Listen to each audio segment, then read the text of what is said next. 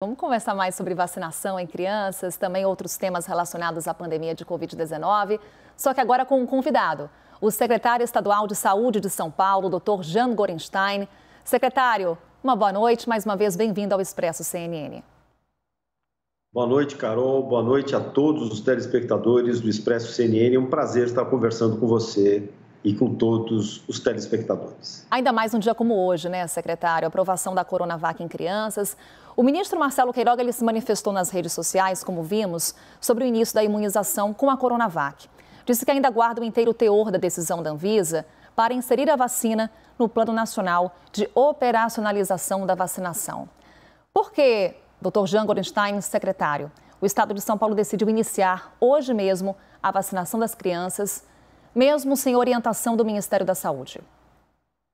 É importante nós lembrarmos que essa vacina foi liberada, consagrada com a chancela, portanto, da Agência Nacional de Vigilância Sanitária. Nós vivemos num momento pandêmico, é um momento emergencial e que nós precisamos proteger as crianças que, para se ter uma ideia, em 2 meses, desde o dia 15 de novembro até agora, dia 17 de janeiro, nós tivemos um aumento de mais de 62% nas internações das UTIs pediátricas, exatamente em decorrência de quadros graves de Covid nessa população. Então, nada mais justo do que vacinar. Para vacinar, o correto é ter vacinas. O quantitativo que vem sendo enviado pelo Ministério é um quantitativo ainda baixo. Recebemos apenas a metade daquilo que precisaríamos só para aquele grupo de comorbidades. Para você ter uma ideia, nós temos a necessidade de vacinar 4.300.000 pessoas, de comorbidades 850.000, e nós apenas recebemos 450.000 doses, ou seja, esse quantitativo muito baixo, fazendo com que nós estejamos estendendo a vacinação por longas semanas, vai colocar essas crianças em risco, especialmente no retorno ao ano letivo. Então, essa é uma forma absolutamente emergencial, no momento pandêmico, e se tendo uma vacina que é liberada, que é segura, que é eficaz, ela não tem que ficar estocada. Ela tem que ir proteger e fazer o seu papel na proteção à vida. Secretário Yuri Pita, nosso analista, também tem uma pergunta para o senhor. Yuri. Obrigado, Carol. Boa noite, secretário. Mais cedo a gente conversou com o Gustavo Mendes, gerente de medicamentos da Anvisa, e ele disse que com a deliberação de hoje, a Anvisa encerra o processo e caso o Instituto Butantan tenha interesse em que a Coronavac seja utilizada para faixas etárias abaixo dos 6 anos, que é a faixa etária mais jovem aprovada hoje, precisaria ser feito um novo pedido. E há estudos sendo realizados em diversos países que prevêem o uso da Coronavac ou tentam medir a segurança e eficácia da Coronavac até para bebês acima de 6 meses. A minha avaliação, não sei se o senhor já teve tempo de conversar isso com o Butantan, mas qual a percepção do senhor? Tão logo esses estudos sejam feitos, vai haver um esforço do Instituto Butantan e do governo de São Paulo para que também essa faixa etária abaixo dos 6 anos, a partir dos 6 meses, também possa ser vacinada com a Coronavac? Yuri, vários países já estão fazendo esses estudos com a Coronavac em faixas etárias mais tenras. E dessa forma, baseado no número de crianças envolvidas e na resposta que isso trouxer, será logicamente encaminhado para a Agência Nacional de Vigilância para que possamos imunizar muito mais crianças. É importante lembrar que a plataforma que tem sido usada da Coronavac é a mesma plataforma que nós utilizamos para gripe, para influenza, e que se vale de fragmentos de vírus do caso da gripe e aqui fragmentos de vírus do próprio coronavírus. E dessa maneira é uma vacina extremamente tolerada, com efeitos colaterais mínimos e imunogênica a partir dos 6 meses. Portanto, se esses estudos se consagrarem na mesma linha daquilo que tem sido visto para a vacina da influenza, seguramente teremos aí com estes dados uma possibilidade de expandir a cobertura vacinal para outras faixas etárias, como disse, acima de 6 meses, quando assim os dados estiverem disponibilizados. Thaís Arbex também tem uma pergunta, secretário. Thaís. Obrigada, Carol. Boa noite, secretário. Secretário, como mãe e aflita para minha filha chegar logo nessa etapa da vacinação, queria que o senhor nos explicasse um pouco o caso que aconteceu no interior de São Paulo, sobre uma possível reação à vacina da Pfizer.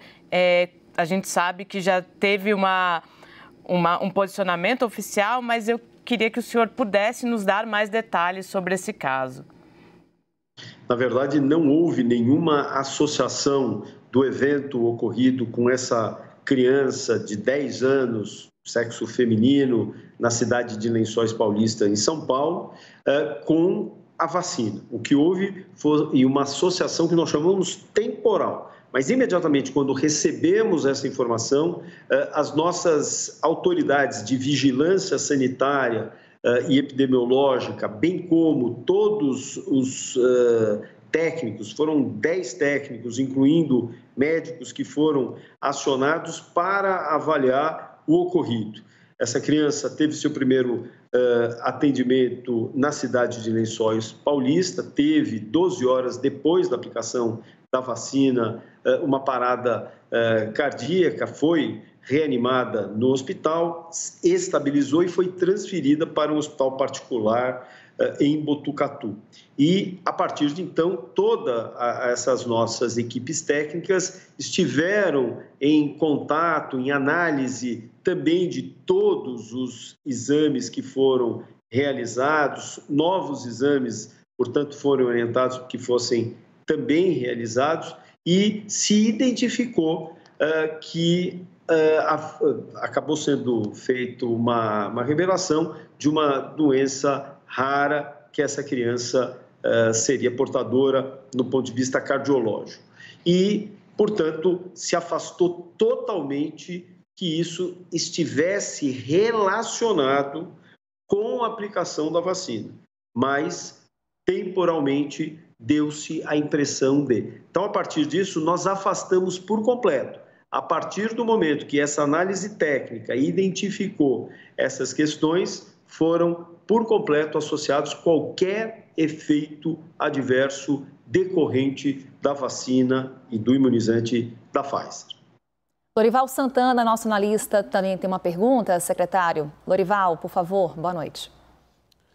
Boa noite. O secretário Israel divulgou hoje o primeiro estudo em grande escala sobre o efeito da vacinação em crianças e adolescentes. Foi conduzido pelo próprio Ministério da Saúde. Por lá, a partir de novembro, final de novembro, foram vacinadas crianças de 5 a 11 anos e o resultado foi o seguinte: infecções em crianças não vacinadas, 260 para cada 100 mil. E em crianças vacinadas, 120 para cada 100 mil, isso de 5 a 11 anos. E na faixa dos adolescentes, os adolescentes já receberam dose de reforço a partir de dezembro. E aí, quem recebeu dose de reforço teve uma taxa de 90 casos por 100 mil. E quem não foi vacinado, 330 casos por 100 mil. É claro que nessa guerra de guerrilha da informação, muitas pessoas vão dizer, bom, então recebeu até dose de reforço, teve 90 casos por 100 mil.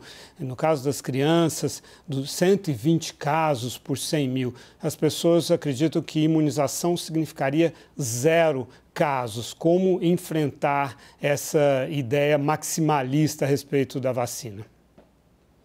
É importante lembrar que nenhuma vacina propõe erradicar doenças. O que nós fazemos com a vacina é prevenção de formas graves e fatais.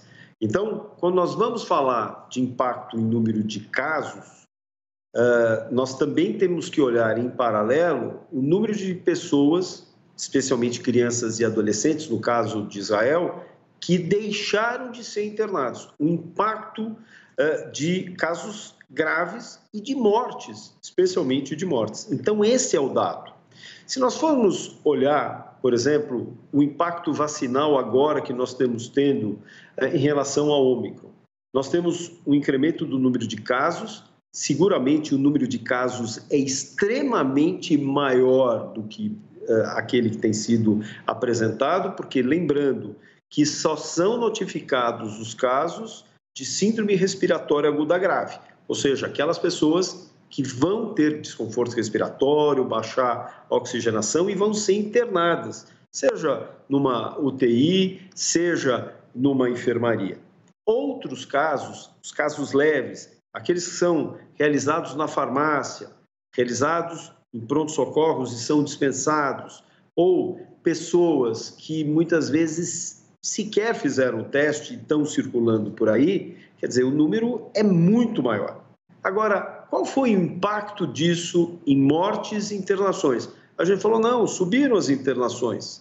É verdade, mas se nós formos olhar o percentual dessas pessoas que tiveram a sua internação em relação ao grande número de casos, esse sim é o papel da vacina. A gente não impede que as pessoas adoeçam de forma leve, mas a gente impede as pessoas de adoecer de formas graves e fatais. Então, eu não tenho dúvida da importância da vacina, como agora, não só como gestor público, mas como infectologista, no controle, no papel de controle da doença e no papel de controle da epidemia. Porque à medida em que nós temos a possibilidade de diminuir a quantidade de vírus que as pessoas também apresentem, nós também diminuímos a circulação. Hoje, diferente do que a gente viu em algumas cepas, as crianças, elas passam a ter sintomas leves, muitas das vezes, mas são transmissoras. Então, se também nós queremos diminuir bem a circulação do vírus no nosso meio, nós temos que ter 90% de toda a população vacinada. Por enquanto, nós só estamos com 80%. Por que 80%?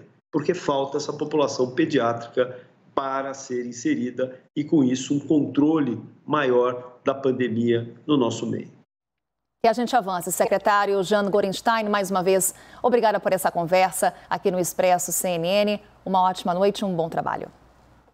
Muito obrigado, Carol, a você e a todos. Uma boa noite.